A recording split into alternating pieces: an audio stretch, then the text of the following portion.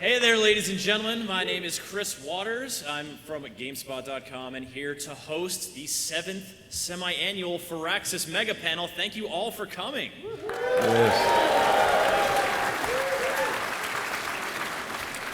We have got some great games to talk about today and some great folks to talk about them. So without further ado, I'm going to pass it down the line and have these gentlemen introduce themselves to you. I'm Greg Furch. I'm the art director on XCOM 2. That was so demure, the way you said that. Hi, I'm Greg Furch, art director. I'm Jake Solomon. I'm the creative director of XCOM 2.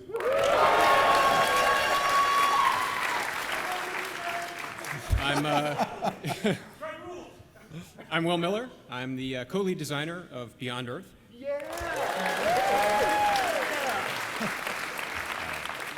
I'm David McDonough. I'm the other co-lead designer of Beyond Earth.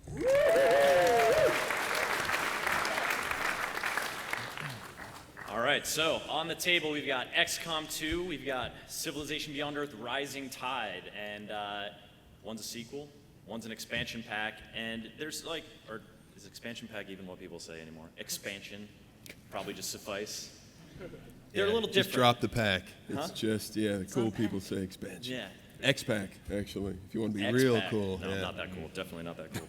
They're different in nature. You know, when you're building a sequel, when you're building an expansion to a game, you kind of have a different approach. You've got a different, you know, the audience expectation is different, and maybe the opportunities are different for development. So I'll toss to Will and David first to talk about Rising Tide, and you know, how does your approach to designing an expansion differ from your approach to designing another kind of game?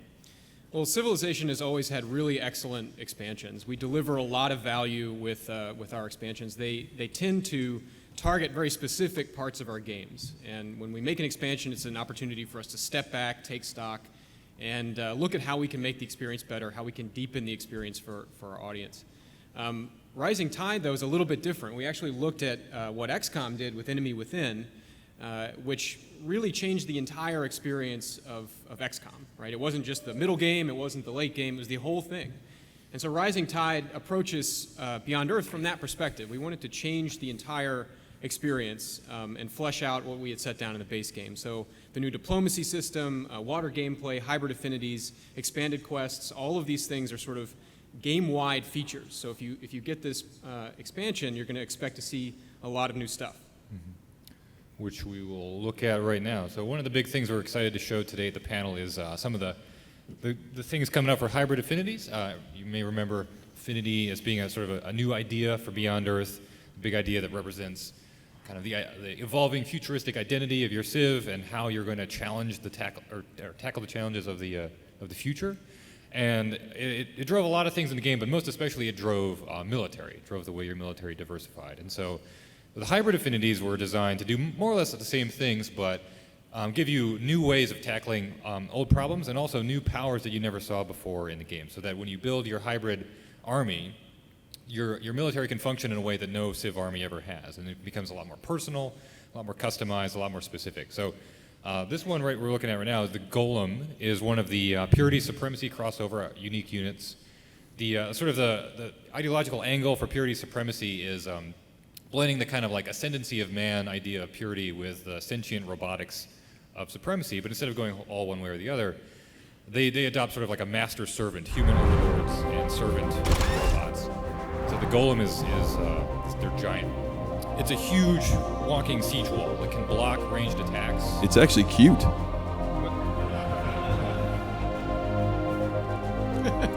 Very cute. One of those things rolling around your apartment? Yeah.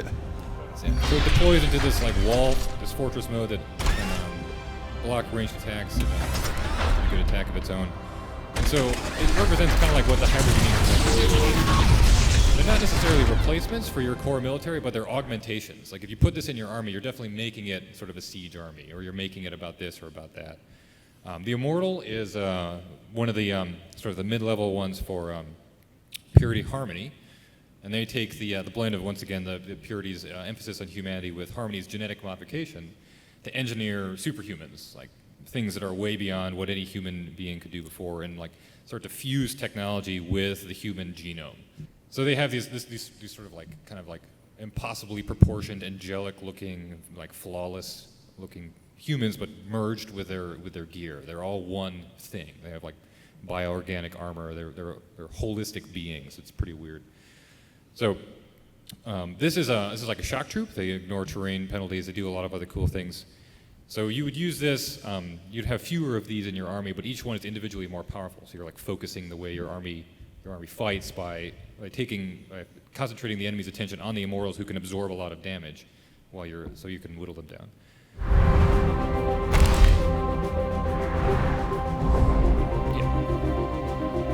So it really shows like what we wanted to do with the hybrid affinities was not just take an average of the two either side. Like supremacy plus purity doesn't equal like supremacy purity, which is just sort of both kind of taken down a little bit of both. We really looked at the hybrids as new identities in and of themselves, equivalent to the original affinities in how they approach the world, like what they're really about, how they take these ideas about what humanity could become and make them their own. This was a supremacy harmony blend. So there have the robotics plus the like organic military to create these kind of cyborgs, pretty much. Like the art angle and sort of attitude that we took through for this hybrid was imagine the Predator. And so all of their units are kind of based on that, like modifications of what is the Predator. It's sort of this bioengineered like cyborg thing. And this unit, the Achelon, is sort of an air carrier. It's the first air carrier in Civ, and so it supports aircraft, but it also has like long-range bombard, and it's this like halfway living thing, so it's very resilient. The direction we gave to the concept art for this thing was, all right, imagine a meat zeppelin. Sure enough, that's Oddly enough, not the first time that phrase has been uttered at Firaxis. I don't know what that means. You knew just what I meant. Right. So the Achelon is their ultimate. Like I said, it's a carrier unit and a long-range bombard unit, and it hovers above the terrain, so it's extremely agile, gross, which is very much the Harmony way. It looks sticky. It's the sound design for this is phenomenal. I can only describe. So the crossover here, Supremacy Harmony, is about like they're sort of power by any means. Like there's power to be gained in robotics and machinery. There's power to be had in biomechanics. Why not take both? Why have to pick one or the other? We're gonna absorb all of the possible potential power that we have. So hybrid affinities change what the original affinities mean. Like you can imagine how these things in your army would change how you would use your core affinity troops. They change how you play every part of army development. And that's what Will meant when he was talking about enemy within. Like even the things that are old are made new by the addition of the hybrid affinities and these alternative options that can change the value or change the timing or the purpose of even the original content. And then of course the new content and stuff like this. And I think the expansions give us an opportunity to really question not just not just the content that's in the game, but also the design of our systems from a very fundamental level. So the water gameplay, for example, in the expansion, we sort of questioned what the purpose of a city was. Cities are these power centers in your game. They're sort of the engine of your civilization. And how do we knew we wanted water cities, but we weren't really sure how we wanted them to work. We wanted them to be mechanically distinct, but not too different that you'd have to learn different sets of rules. And I think it was sort of, it coalesced out of the firmament that they would move. We had a producer that came up with it, and QA came up with it, and Dave came up with it all in the same day. We said, all right, we're going to do that. We're seeing some B-roll now of the lineup of all of the new the hybrid units. And as David mentioned earlier, they're not just averages in terms of the visual style of the units we introduced in the base game. They really are unique, and they're a great augmentation to your And I like this because this is like a to the death tournament of all your hybrids, right? Right. Basically what we're watching. Marketing has a good time putting it together. So one of the things we were talking about for this panel, like how to explain what makes Rising Tide different than base BE. And the phrase that keeps coming up, I think was mentioned already, is the idea of breaking that part of the fun of making an expansion is going back to things that you treasure a lot about the base game. Like the affinities are really a core mechanic of the base game. They drive so much of the progression, they're really integral to how the player plays. They're a source of player investment. Players really get into wanting to be the wanting the power that is there to be had in Purity Civ. people resonate with these things really strongly. And as soon as we get the opportunity to make the expansion, the first thing to say is, all right, how do we break all those rules? Understand what's making this resonant to players and find ways to make it more resonant, or find ways to change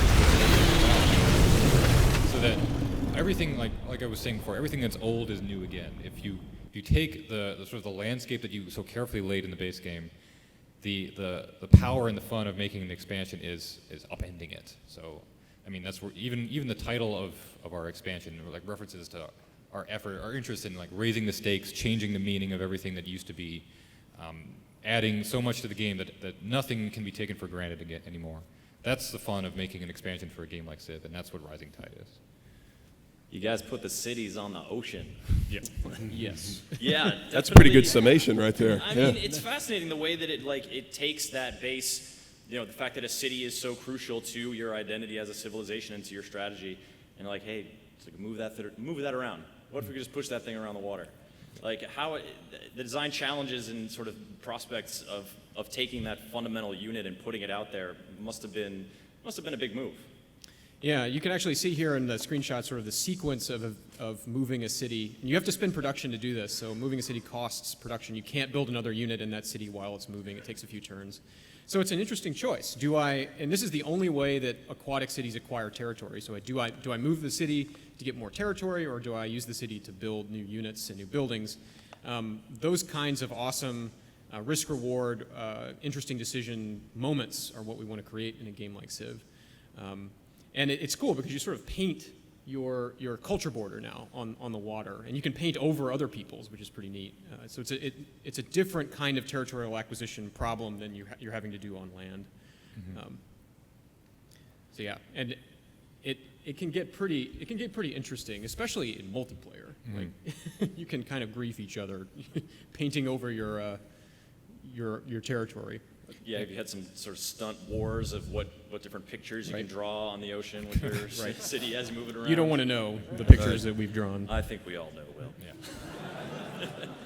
So, but when you're sort of looking at an expansion and talking about breaking the rules of your game and sort of flexing in that way, it feels like a real natural fit for an expansion that builds on that game. But that question when viewing a sequel becomes a little different, because a sequel is a different kind of project, it's a different kind of consumer proposition.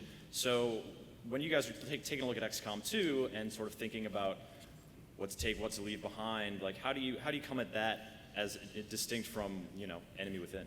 Yeah, I mean, I think the phrase, I guess, breaking the rules is a good phrase in terms of when you're going to present a sequel, you have to add value. I mean, you can't just improve everything. So you've got to add new things. You've got to improve the things that were there.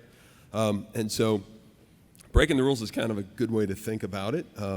And so, we have some new things. We have some old favorites that we wanted to bring along and improve. And along those lines, like we can talk about some of the aliens that have made the transition to XCOM 2.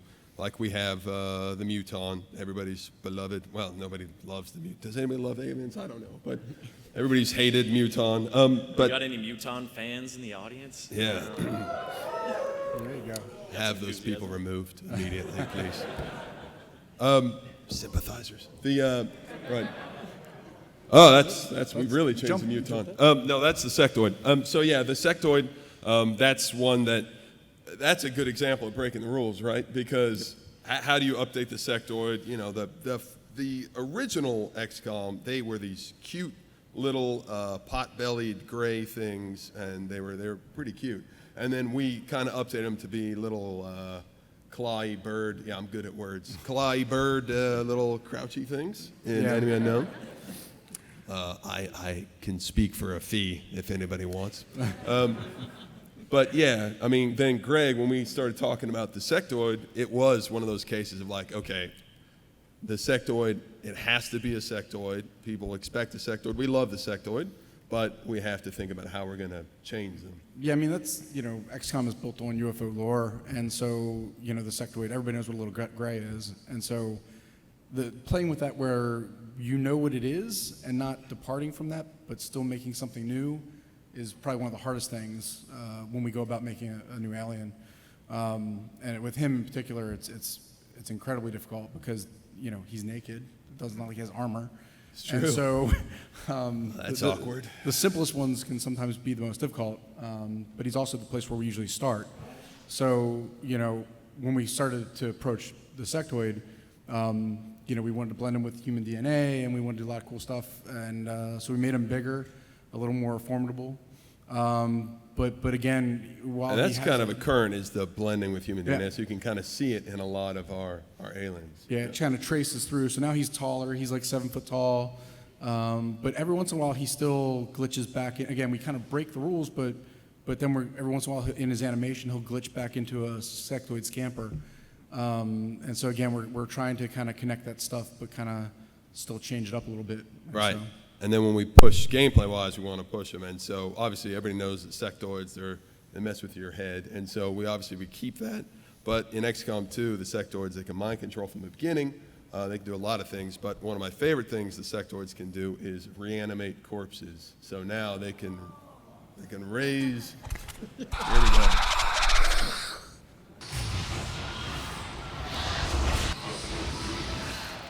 Yes.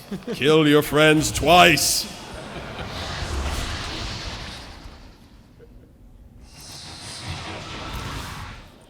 Yeah, so that is always a great moment where they can do it to advent soldiers. They can do it to your enemies that you kill. Then they'll raise them. They can do it to your friends who have died on the battlefield. So now, of course, the key is if you can take out the sectoid, then the zombies will fall. But it's one of those cool things that the sectoids can do. So MUTON, again, we updated the MUTON, a little more slender, a little more. We actually went backwards with him. We actually wanted to kind of remove to kind of make him look more like he's blended with human. We kind of wanted to remove some of the crazy bulk of the armor to kind of make him look a little more articulated like a human.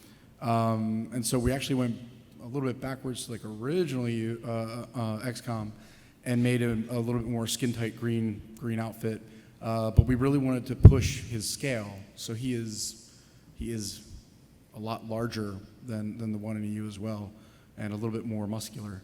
Yeah, and gameplay-wise, we decided to give them MUTONs now. They have a lot of abilities, but one of the new abilities is their melee attack. And in addition to a melee attack, so they like to angle to get up close to you. They're armored, so they can last a long time. So then they like to angle up close to the soldiers, and then they'll get in there and melee. And they also, if you try to melee them, it'll show it has a counter attack, so they are very deadly.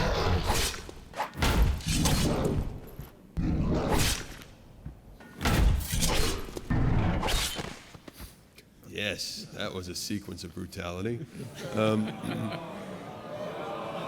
Yeah. Everyone's favorite. Right. Oh, it gets better soon. Oh, yeah. Yes. How do you improve upon the chrysalid? Improve in quotation marks. Yes. And this is one that's pretty cool because we've talked a lot about CHRYSSALID, but nobody's seen the CHRYSSALID.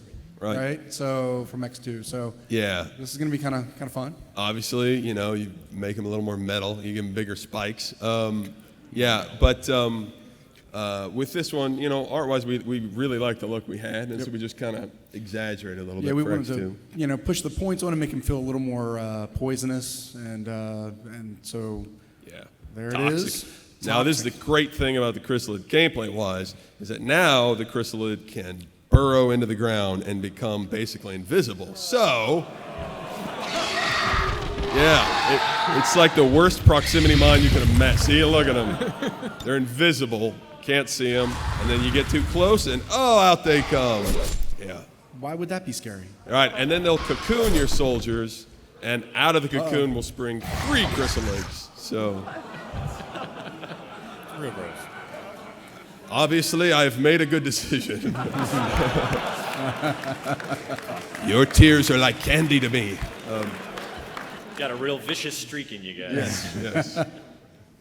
Right, the Berserker, and again, this is another one that we've updated. So she's huge. We made her. We really wanted to push her. She was close to the MUTON before in Enemy Unknown, and we wanted her to be her own character. And so she's massive. She's really, really big. Yeah, the MUTON in X2 is significantly bigger, and the Berserker is really, really big. And She is terrifying, absolutely And terrifying. you see the ports on her where she gets all her juice. We always like to think she's just roided out there. And so. again, we wanted to strip her down a little bit in the sense of you could see her body, you could see some of the human elements. We wanted to see a little more of what was under the armor. And so we've kind of retained, her, the size, pushed the size, but her skin is really her armor. And those red warm areas are more like rhino skin, and she's got these ports where, she's been roided up or something. But to really, really push her as far as we could. Yeah, and gameplay-wise, so the Berserker has the ability to get enraged. And when that happens, she can move really far, do a lot of damage. And the best thing is that devastating punch there, and that's all gameplay. So she will do that to anybody if they get too close. So if the Advent soldiers get too close to an enraged Berserker, she'll take them out too. Like, she just is in a blind rage. So anything that gets too close. So you can actually play around with her and get her to attack the Advent. And so speaking of the Advent, so now we're going to show, wait, what's first? Is it a new one yet? Are we showing the new one? Nope. No, not the new one yet. New things are coming. So, and this we have shown is the Advent mech, of which there are a couple levels. So this is a level 2. This is Yep. right. And we've only shown shooting. We haven't shown actually some of the coolness of this character. So. Right, and so the mechs, insult to injury. The Advent, they have developed their own mechs here, and they are very armored up. They're very hard to take down. Art-wise, you want to say anything about them? Yeah, we just wanted to really kind of make them feel very mechanical, very robotic. Give them something that remove some of a lot of the Advent stuff. A lot of the characters are a little softer in some ways, and this one has just a very different feel. Yeah. Anyway. Complete robot, and the mech's ability is a micro missile attack. And so the mech can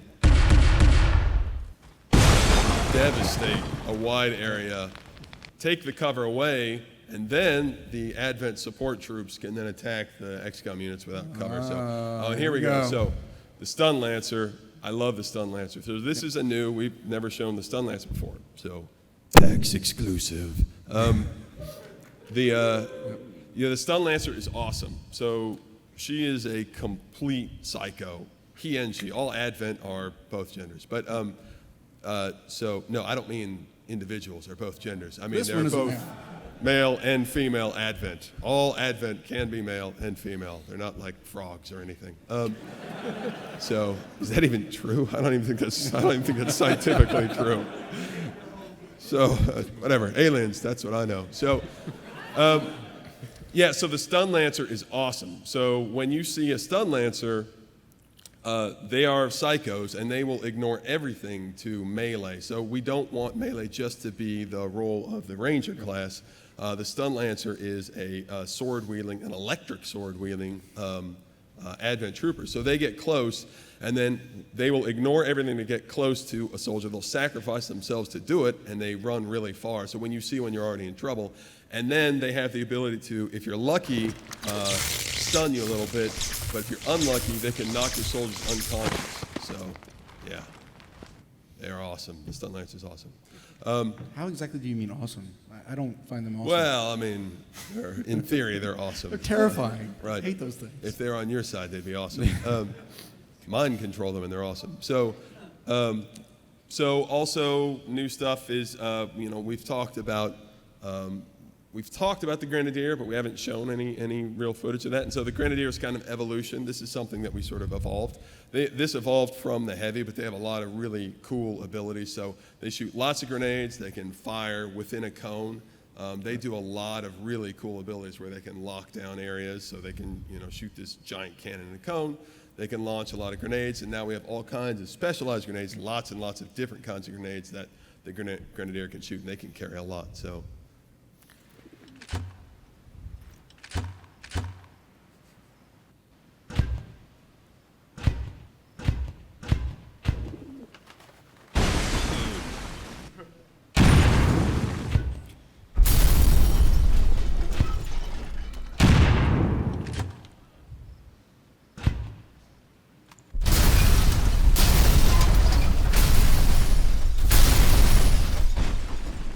I didn't have anything.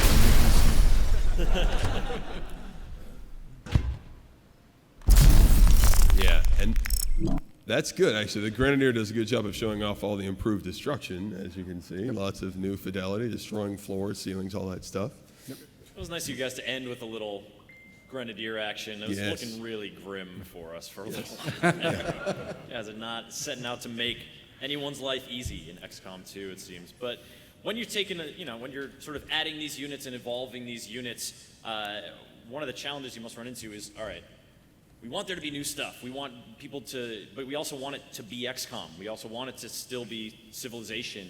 How do you, the things that draw people to these games, the canon of these games, you can't, you're not just throw all that out the window, but at the same time, you need to give them something new. How do you guys, so canon can be kind of like limiting in that, you have to have certain parameters, but at the same time, it's like what makes your game your game. So how do you deal with that conflict, that sort of struggle? Well, on Beyond Earth, the canon was something that we sort of wrestled with on the base game because we created a lot of it and then deliberately held it back. And now looking back, it seems like that was obviously a poor choice because it added so much to the game to bring players into that story and let them make it their own. But we wanted the story to emerge over time in the base game. So we authored systems that would bring it out, but it never quite got out far enough. So a lot of the systems that we've added in Rising Tide are really about bringing the story out a lot more. And one of the best examples of that is diplomacy in the way that the leader characters come to life. Right, the diplomacy system in BE was the same as the diplomacy system in Civ 5, which is to say, you could make war, you could make peace, you could trade some resources, and that was about it. And one of the things that we realized Hola. after the game How can was I help live and you? people were playing was that the psychology of that system had changed. It What's really the didn't deal? work because we didn't have the historical canon there to support it. So we had to go back into that system and rebuild it from the ground up to be more of a platform for these characters that we created to express themselves, and for that expression to matter in your strategic play. So the diplomacy system lets you sort of build your own character over time, the personality of your character over time, which we're seeing here. You can add these traits to your character and make the traits better by spending the diplomatic capital resource, which is the sort of currency of diplomacy. And then you can also make these you can make agreements with other civs, which is a new way to trade power. And these two additions to diplomacy really make for a much more transparent system, a more personable system. Okay, what have you got? See Duncan Hughes there. So it was a much better solution for us to put a game in place of what was there in Civ 5, because again we had these characters made from whole cloth that we had to give a platform to express themselves. So that's really the theory and the sort of what we wanted to accomplish with diplomacy. Yeah, I mean, canon for us is interesting because we have, XCOM is a little more narrative, but, and so, we have characters, we have a story, and there's tension there between making a game that's replayable and making a game that has, a compelling story, which is, XCOM, it needs a story to drive it forward. And so, for us, a lot of times, obviously, the real story is about the player and the player's story that they create. And so we'll show something about that in a second. But something that's more fixed narrative, actually, we get to show for the very first time anywhere, is actually there will be an XCOM novel. I've read it. It's great. It's by Greg Keyes, who wrote The Briar King, and what it does is it's sort of it's a prequel to XCOM 2, and so it's sort of sits between them, and it's cool. It's got a lot of old characters and new characters, and there's something really neat about seeing characters and they're fictionalized, and it was really cool. And being able to push 20 years in the future, like XCOM 2 is, it allows us to take some freedoms that, a game that picks up right after the last one would be a little more difficult. I think we've had more openness because of that difference in time, Right. in the game. Right. Which is kind of cool. Yeah, I mean, we don't want XCOM, which isn't to say that XCOM won't at points be linear, but, we want to make XCOM, and we love XCOM, we want to make as many XCOMs as we can, and so for us to untrack the narrative and sort of instead focus on the player experience and have a lot of continuity, but not necessarily be linear every time. I think that was something we wanted to try. And it was such a common thing. I mean, so many people lost EU, Yes. you know, or Right. multiple times. Right. So And yeah, and I always say and I for myself too, in the universe. So in the universes where every time you play a game of XCOM, I always think it's, you're spinning off an alternate universe. In the universes that you won, XCOM 2 never happened. Like, I don't want to take that away from people, and I don't think that the games that I won, XCOM 2 ever needed to happen. But the games that I lost, XCOM 2 is just sort of a chance to go back and say, oh, what would have happened in that world that I did lose and the council did shut down? So again, what we talk about when we talk about story, what really drives us is not necessarily the linear narrative of XCOM, but actually the character story. And so this next feature is something I'm very, very excited about. This is probably my favorite feature. So what you can do is I did not give myself that nickname. So the character pool is something that exists outside of any single player game, in which any character that you customize is added to the pool, and then can be shared with other people. They will come back into your single player games if you want them to, and it's not just soldiers. You can mark up characters to say, this is going to be a scientist in my games, this one's a VIP, this one's a bad person that I'm going to have neutralized missions. So if you have anybody you don't particularly like, yeah. Excuse me. I mean, we see this handsome soldier here, clearly a paragon of his type. Right. It's uncanny. But the idea is that, we have pushed customization way further than we did in Enemy Unknown.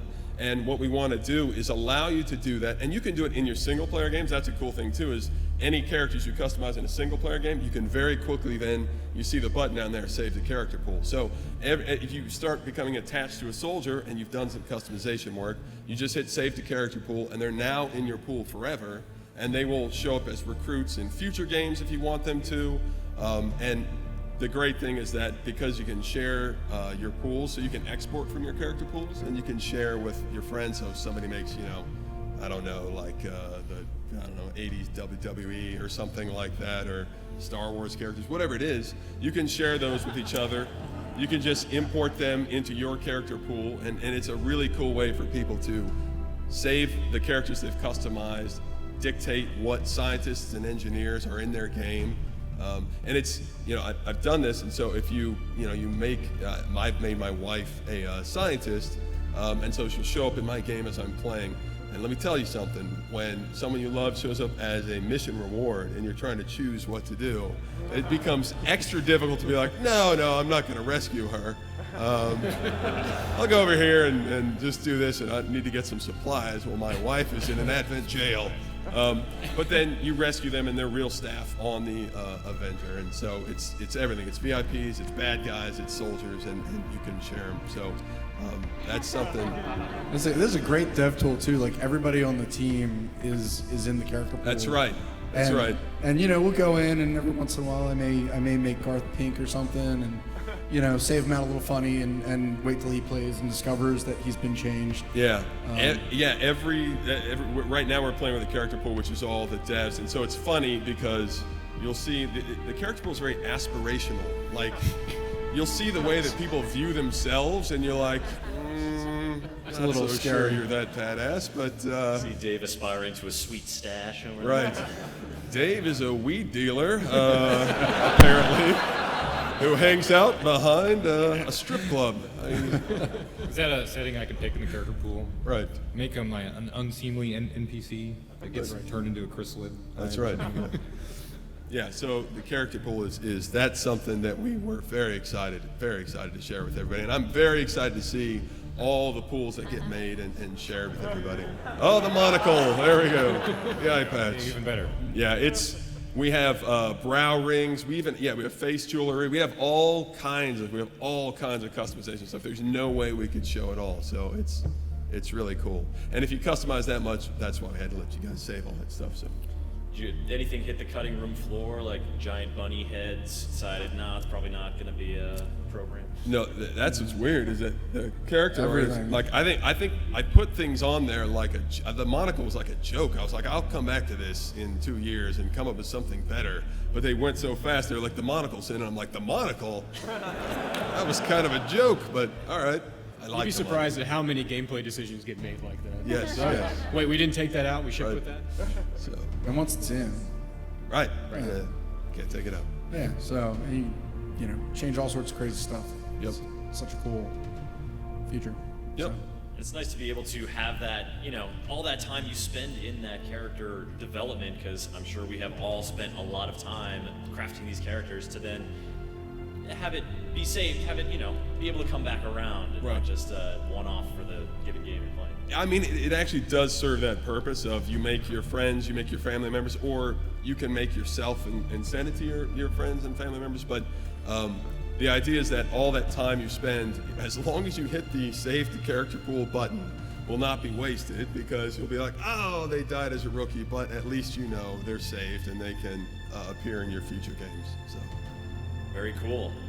We are running a little bit towards the end of the panel here, running low on time, but I think we've got a little... Yeah, we got one more, because we love PAX, we have one more treat for you guys, just real quick.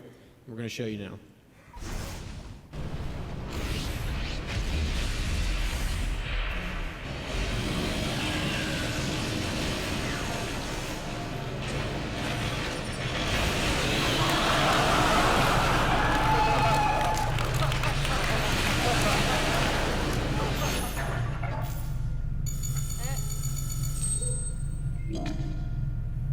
Greetings.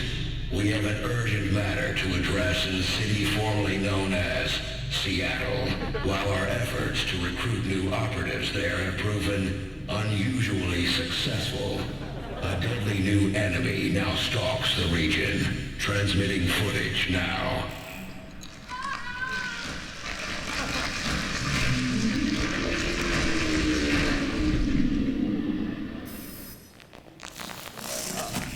You may now resume your tactical simulation training.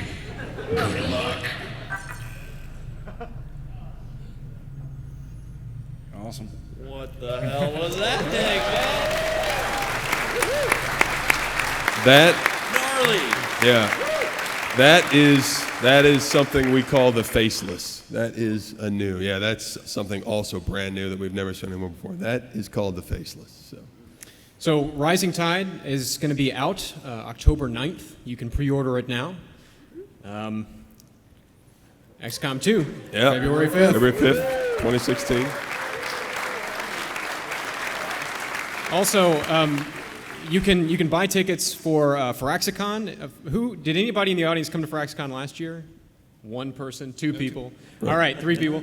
This is a really great opportunity. Everybody, lots of people at the studio go to Firaxicon to interact with our fans. You get to play games before we release them. Lots of cool swag. Sid's going to be there. It's a really cool thing. If you can get tickets, they're on sale right now, and want to come to Baltimore and hang out with us, I'd love to have you there. That's October 3rd, also my birthday. So please, come celebrate with me. So you're throwing yourself a convention. That's right. Shh, it's a surprise party. Very cool. And if you folks want to get a look at all the stuff you saw here in the panel today, the video is going to be going up on GameSpot in the next week or two. You can follow me on Twitter at CTWATTERS to find out when that happens. And of course, follow XCOM and Civ on all the social medias. All right, gentlemen, thank you so much for this look at your games, for delving into it with us. Thank you.